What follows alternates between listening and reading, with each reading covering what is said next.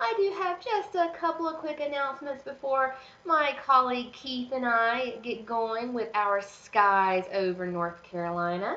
Just to give you a brief introduction of this program, this is one of our favorite shows that we've done under the dome here at Ingram Planetarium. We have created a series of North Carolina themed constellations. So these are constellations that are part of our normal set that are based on Greek mythology, very well-known constellations, but we have transformed them into constellations that tell a beautiful story of our wonderful state of North Carolina. I'm going to bring my pointer here. You'll see a little hand on the screen in front of you just to kind of orient you to what you're seeing. We did try to convert this into a widescreen format, but because it is coming from our dome, it didn't quite translate like we wanted to. So it is in a round format. So you can imagine this whole thing would be the dome above your head in the planetarium environment when we're able to open back up here in the very near future. You'll look down here at the bottom and see these letters. These indicate your directions. We're currently facing south. So as we go through our presentation, you can see which direction it is best to view these constellations. Some of them are seasonal, so we have a couple for spring, summer, fall, and winter available, so they won't all be up tonight at the same time. Some of these will be up at different times. If you have any questions, you're more than welcome to give us a shout, and we'll help you with that. We will be able to do star shows in wide format as well in the future, so if you have any groups that would like a digital star show or anything like that, we have that available. You can reach our outreach department for more information. So without any further ado, I will get us going. I'm joined again by my associate Keith Eads. He's our outreach coordinator.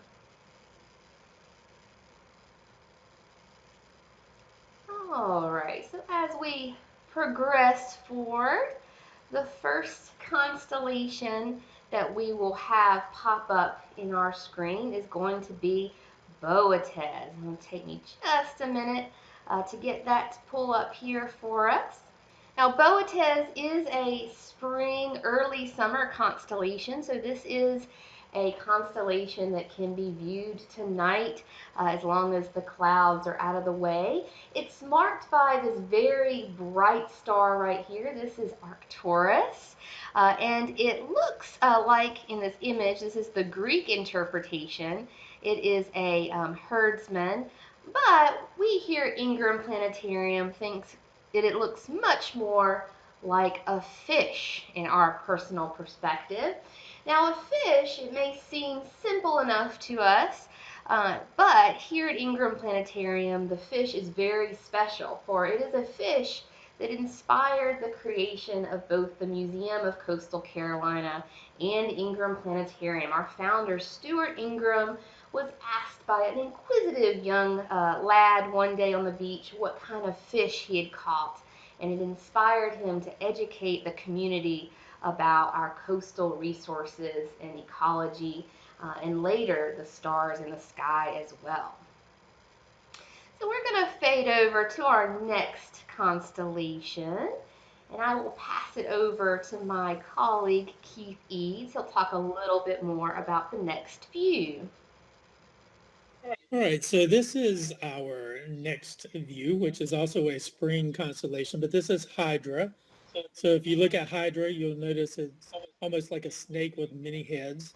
And you also notice with the red lines, there's some connections as well. And what we wanted to do with this particular constellation in relation to North Carolina is focus on the Great Smoky Mountains.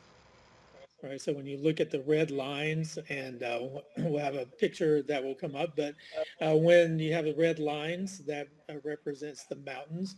So we know that the Great Smoky Mountains are actually in the western part of our state, and this range, it's along the Tennessee-North Carolina border, And we also call this the Smoky Mountains, and but a lot of people just shorten that and call it the Smokies. So we know that within the Great Smoky, within the Smoky Mountains, you have the Great Smoky Mountain National Park, and it was a park that was established in 1934, and it's one of the most visited parks in the United States as far as our national park system. There's about 11 million visitors per year. But the name Smoky comes from the natural fog that hangs over the range, and it presents, or it looks like a large smoke plume if you're looking at it from a distance. But really, this fog is caused by the vegetation that exhales organic compounds. And these chemicals that come out, they have a high vapor pressure. And because of that, they form vapors at normal temperature and pressure. So it kind of gives that hazy, smoky effect. So again, that's Hydra and the Great Smoky Mountains.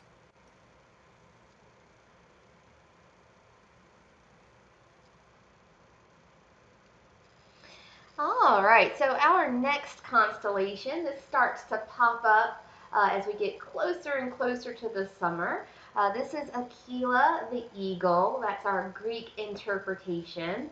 One of the stars in this particular constellation is part of the great bright summer triangle that you can see right over here.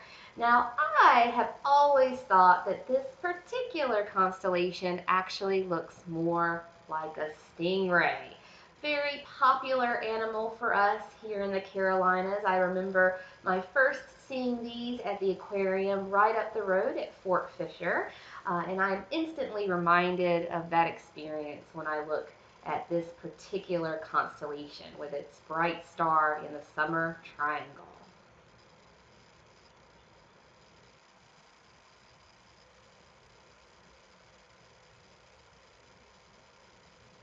All right, our next constellation is one that is also rising in the summer. But if you look at the illustration, that is Sagittarius, and you'll notice that the person or the Sagittarius has a quiver.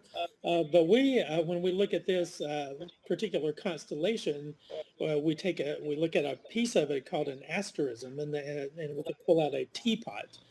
All right, so we connected this teapot with a very popular beverage in the Carolinas, particularly North Carolina, but sweet tea. So when we think about the teapot in Sagittarius, we relate that to sweet tea that we drink. Another really cool thing about the teapot as well is it actually points to the very center of our galaxy, the Milky Way. Now, if you are in an area with any light pollution, it's very hard to see. But here in Sunset Beach, we are actually a southern facing beach, so we get a very good view of this particular constellation and the asterism inside of it. But we can also usually from Sunset Beach see the Milky Way stretching across the sky. All right, our next constellation coming up, we're going to take a trip to the western part of the state again, but this is Camelopardalis, which is the constellation, and it looks very much like a giraffe. So you'll notice that when you see the connection of lines that are in red with this particular constellation, we related that to the Grandfather Mountain. So if you've been to the western part of North Carolina, you may have experienced in Linville, which is in Avery County, the experience going to Grandfather Mountain. We know that it's a nonprofit attraction, but it's at an elevation of 5,946 feet, and it is when you think about the eastern escarpment of the Blue Ridge Mountains, it's the highest peak in that particular escarpment. But also it's known for what they call the Mile High Swinging Bridge. And the swinging bridge, the story behind it is it does go across a a huge opening, but it was actually constructed in Greensboro, North Carolina, then dismantled and taken to Grandfather Mountain to be erected. But it's a suspension pedestrian bridge, so you can walk across it. It's 220 feet long, and it's actually 80 feet above the surface. So that's a connection to the Camelopardalis. And again, that's Grandfather Mountain, again, which is in the western part of North Carolina. All right, and then we move more toward the fall, and we're going to be focusing on a couple of constellations that we would see then. But we have Cygnus. All right, so Cygnus, you notice that it's a bird that has its wings expanded. And when we look at Cygnus, we related that in the North Carolina connection to Canada geese. All right, so we know that the Canada geese, they frequent the coast of North Carolina because it's part of the migratory flyway for these particular birds, and so they're pretty abundant along the coast during different times of the year when they're taking their migration. And one of the counties in North Carolina that borders Virginia Beach, but we have Currituck County, which is the extreme northeastern part. Currituck actually is a Native American term that means land of the wild goose. All right, so we go to our next constellation. Our next constellation, where we're staying along the coast, but actually looking toward the Outer Banks again. So this is the constellation Cetus. All right, so you'll notice that there are some red lines there as well that connect the stars for this particular constellation. But we made that connection to a kite because if you go to Jockey's Ridge, which is head in the northern Outer Banks. It's a large, natural occurring sand dune. It's not too far from the Wright Brother Memorial, but it's a place where folks go and do some really nice flying of kites because of the updrafts from the ocean. But also hang gliding is a very popular pastime at Jockey's Ridge as well. All right, so we'll continue with another fall constellation, and we're going to be looking at the constellation of Pisces. All right, so you see two fish. And again, you see the red line, which are the stars that are connected to form that particular constellation. But Pisces, we made the connection to another western North Carolina site, which is Mount Mitchell. All right, so Mount Mitchell is further west than Grandfather Mountain, but Mount Mitchell is actually the highest mountain peak east of the Mississippi River. And it was first staked by a gentleman named Dr. Eliza Mitchell, who is a geology professor from the University of North Carolina at Chapel Hill. So that's where the name Mount Mitchell comes from. Mount Mitchell, again, is the highest peak east of the Mississippi. But in 1857, Dr. Eliza Mitchell went back to revisit the elevation stakes. And he had an unfortunate accident when he was doing that. So he fell to his death on Mount Mitchell, and he's actually buried on Mount Mitchell today. But that, again, is the western part. I look at it in the western part of North Carolina.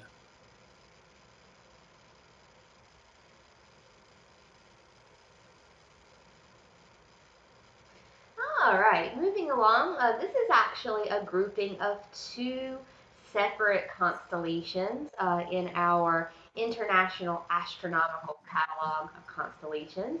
The first one is Pegasus here. You can see Pegasus is the mythical winged horse. You might remember Pegasus depicted in the Disney film Hercules, for example. And then we have Andromeda right over here. These are fall constellations as well. Now, together, they remind us of a horse. There's a little bit more to this horse because the way it's positioned, the horse looks like it's galloping through the Milky Way. Now, in many Asian cultures, Korea and Japan most notably, for me as an individual, the Milky Way is actually called the silver river in the sky. So I saw a horse galloping through water, and it reminded me of the wild horses in the upper parts of North Carolina. And I was reminded of this right after Hurricane Florence.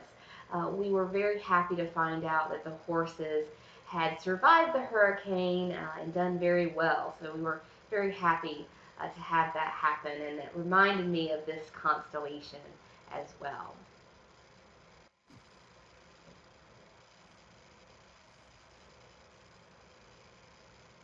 All right, so moving into more toward the winter, we know that a very prominent constellation during the winter is Orion the Hunter. So Orion is very prominent in the winter sky. We actually start seeing Orion in the morning sky late August, early September, and eventually becomes very prominent in the night sky, December winter solstice light. But we wanted to make the connection with Orion the Hunter with the Cherokee warrior. We know that the Cherokee were some of the indigenous people of Western North Carolina. And we know that the tribe is federally recognized and has a reservation in Western North Carolina. But the Cherokee has a very rich history and stories and tales that are associated with the stars and cultural connections to astronomy. So they were very astute astronomers. And again, they had very strong connections to understanding the patterns of the stars to determine different events throughout the year, harvesting, planting, knowing when it was moving towards spring or fall or the winter solstice.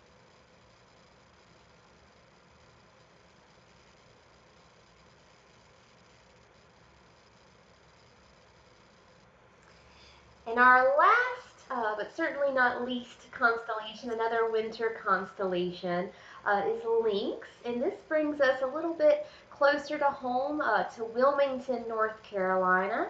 If you are local to the area or frequent the Wilmington area, you are probably very familiar with a particular bridge that you take to get in to the Wilmington area. That's the Cape Feare Memorial Bridge. It used to be one of the only ways into the city. Of course, they've increased the passages now, but this is still an icon as you enter the city. My mother, she calls it the Ugly Green Bridge, which I think is quite humorous.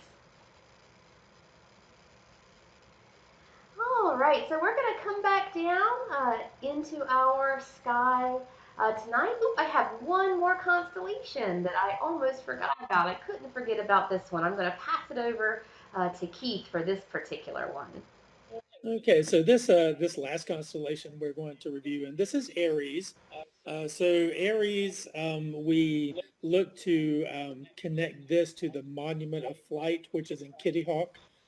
Because we know that on December 17th, 1903, the Wright brothers had their first three successful powered flights. So when we look at the connection of these particular stars, there are four stars that are connected. And when we think about each of those particular locations, we know that the first flight the Wright brothers took lasted about 4 seconds. And they went about 112 feet. The second flight they did lasted 12 seconds and went about 120 feet. And you'll notice that there are markers that kind of delineate this if you're able to visit the Wright Brother Memorial. Their third flight lasted 13 seconds and they went 175 feet. And then that same day, they had a flight that lasted 59 seconds and it went 189 feet. So when we think about the beginnings of flight, that was pretty significant. But if we look at where we are moving forward in time and thinking about the distance that we're able to travel now and the speeds that we're able to go, not only on Earth, but even more recently with sending Americans to space on American spacecraft in the past week or so.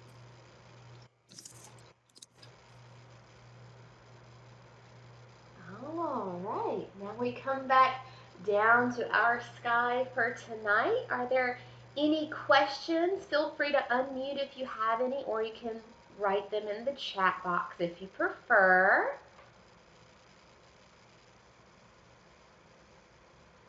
All right, just a couple more minutes.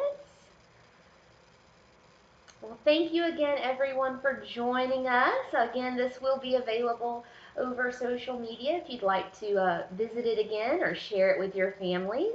And if you would be interested in doing more virtual activities, certainly give us a shout. We'd love to hear your ideas or requests, and we look forward to hopefully seeing you under the dome very soon. Have a stellar rest of your evening.